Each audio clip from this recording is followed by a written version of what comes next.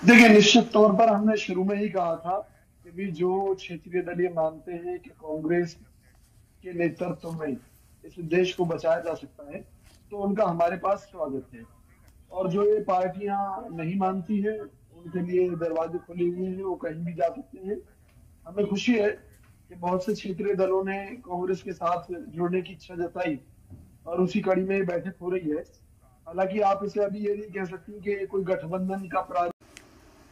शबनम जी, देखिए, मैं आपको स्पष्ट कर दूं कि अभी भी जो अध्यादेश है उसको लेकर हमारी जो रणनीति है वो संसद में ही दिखाई देगी। मेरी आवाज पहुंच रही है? जी क्लियर है, बोलिए सर। जी।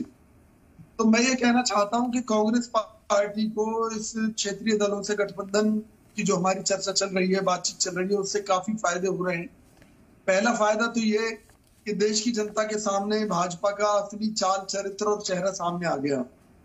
जो भारतीय जनता पार्टी ये कहती थी कि वो खुद में सक्षम है, उन्हें किसी दल की जरूरत नहीं है, और ये जो गठबंधन तैयार हो रहा है ठगबंधन है, तो आज मोदी जी भाजपा के गठबंधन को क्या कहेंगे? वो ठगबंधन है, ये डकैतों का गिरोह है, या उस लूट पर पर्दा डालने के लिए है जो मौजूदा भाजपा सरकार ने मचा रखी है? क्या इन लोगों को डर है कि अगर कांग्रेस क्षेत्रीय दलों के साथ मिलकर सत्ता में आ गई तो भाजपा के काले कारनामे बेनकाब होंगे और भाजपा के नेता जेलों में होंगे? तो निश्चित तौर पर भाजपा डरी हुई है, इससे साबित होता है। पहली बात। दूसरी बात ये, कांग्रेस पार्टी के लिए देश हित को मद्देनजर रखते हुए करो और मरो की स्थिति है। आज देश के संसाधन बेचे जा रहे हैं, देश के ऊपर सबसे ज्यादा कर्ज है अब तक का, 140 लाख करोड़ पहुंचा दिया बीजेपी गवर्नमेंट ने।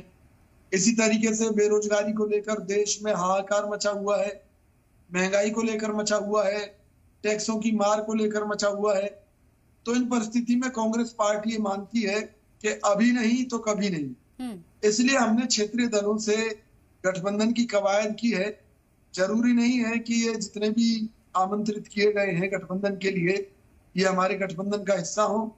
सीधी सी बात है, जिनको कांग्रेस का नेतृत्व स्वीकार है और जो कांग्रेस के सिद्धांतों में भरोसा रखते। शबनम जी, भाजपा जो है साम दाम दंड भेद हर चीज का इस्तेमाल कर रही है, क्योंकि वो सत्ता में है, इसलिए वो सीबीआई ईडी का भी इस्तेमाल कर रही है क्षेत्रीय दलों को अपने साथ जोड़ने के लिए।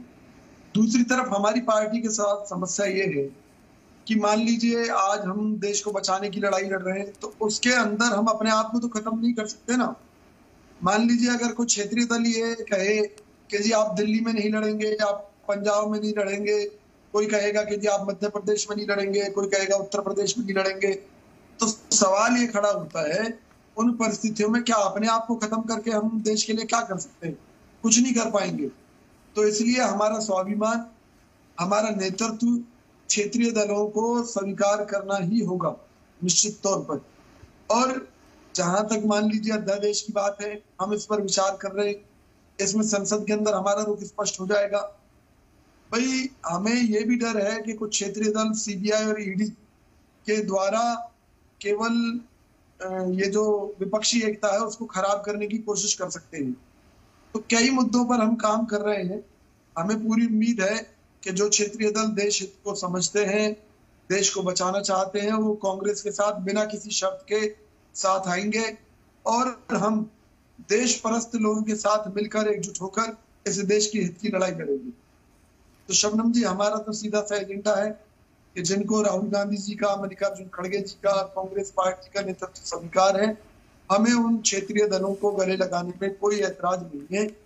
लेकिन जो कहीं बीजेपी की बी टीम बने हुए हैं या दिखावे की राजनीति करते हुए विपक्षी एकता को खराब करना चाहते हैं, उन सब चालों को यहाँ पर सफल नहीं होने दिया जाएगा। अगर आप किसी का खुल के नाम लेना चाहते तो ले सकते हैं। हालांकि जहां तक मैं समझ रही हूँ आम आदमी पार्टी की तरफ आप इशारा कर रहे हैं। अगर मैं सही हूं तो उसको करेक्ट कर सकते हैं आप। ये केवल आम आदमी पार्टी ही नहीं, और भी कई मुद्दे हैं, चाहे वो आम आदमी पार्टी है, चाहे वो ममता बनर्जी है, क्योंकि उनके खिलाफ भी बहुत से मामले चल रहे हैं। और निश्चित तौर पर उन परिस्थितियों में हमें बड़े संभल कर आगे बढ़ना है। और अभी पिछले दिनों वहां हिंसा में जो कांग्रेस के लोग मारे गए पश्चिम बंगाल में, उसके लिए भी हमने ममता दीदी से जवाब मांगा है, जिसमें उन्होंने कहा है कि हिंसा बीजेपी द्वारा कराई गई थी। प्रेम कुमार जी, देखिए, सच्चाई मैं आपको बताना चाहता हूँ। कांग्रेस पार्टी की तरफ से हमारी पार्टी के नेता और कार्यकर्ता किसी भी गठबंधन की राजनीति के पक्ष में नहीं थे।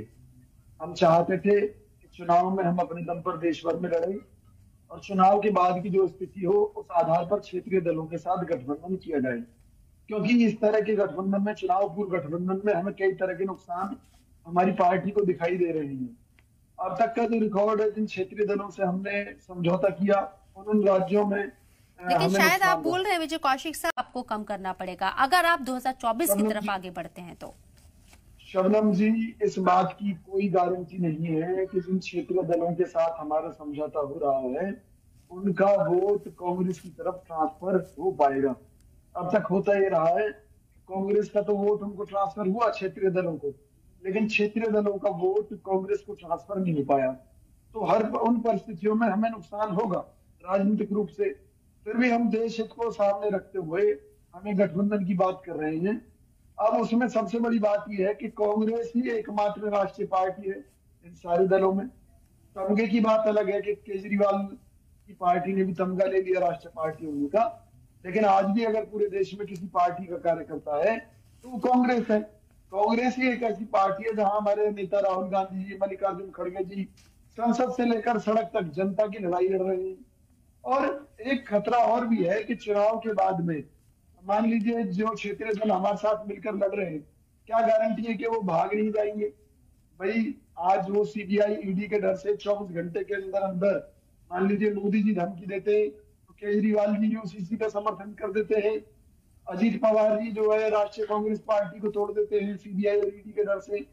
तो सवाल ये है कि चुनाव पूर्व गठबंधन के हमें फायदे नहीं है, नुकसान है, लेकिन फिर भी हम देश हित को सर्वोपरि मानते हुए इतना बड़ा एक तरीके से सैक्रिफाइस कर रहे हैं, उसकी कहीं मिसाल नहीं है।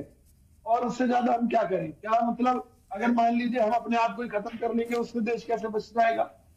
तो सबसे बड़ी बात यह है, देश को मजबूत करने के लिए कांग्रेस का मजबूत होना जरूरी है। खुद बीजेपी के नेता मानते हैं कि भाई इस देश को बचाने के लिए विपक्ष के तौर पर कांग्रेस का मजबूत होना जरूरी है। लेकिन आपको